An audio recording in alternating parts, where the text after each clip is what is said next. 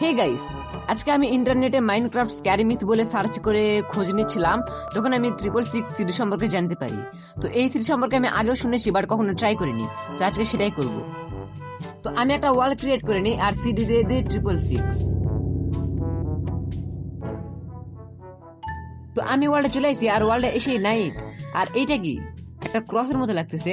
হ্যাঁ গাইস, এটা একটা ক্রস। তো সামনে আর একটা ডার্ট দিয়ে তৈরি ক্রস দেখতে পাচ্ছি। আহ, এইসব জিনিসে মাইনক্রাফটে অ্যাডজাস্ট করে আমি জানতাম না। আচ্ছা যাই হোক, আমি আর সামনে যে দেখি ওইখানে আরেকটা ক্রস দেখতে পাচ্ছি। তো আমার মনে হচ্ছে এই ক্রসগুলো আমাকে কোথাও নিয়ে যেতে চাচ্ছে। তো আমি এক কাজ করে এদের ফলো করে যেতে থাকি। আর গাইস, এই জিনিসটা অনেক অদ্ভুত। দেখো, ভিলেজে একটা বাড়িতে কোনো ভিলেজার নেই, বিষয়টা অনেক অদ্ভুত। এখানে আরেকটা ক্রস দেখতে পাচ্ছিস, সামনে একটা রেড স্টোন দিয়ে তৈরি ক্রস।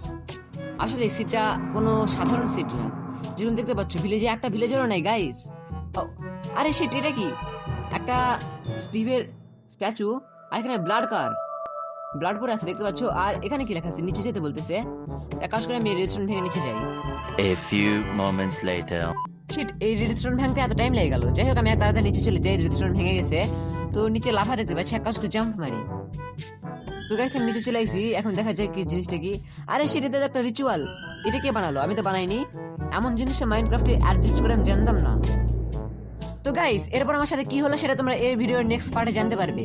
তো তার জন্য এই ভিডিওতে 500 লাইক গোল কমপ্লিট করে দাও।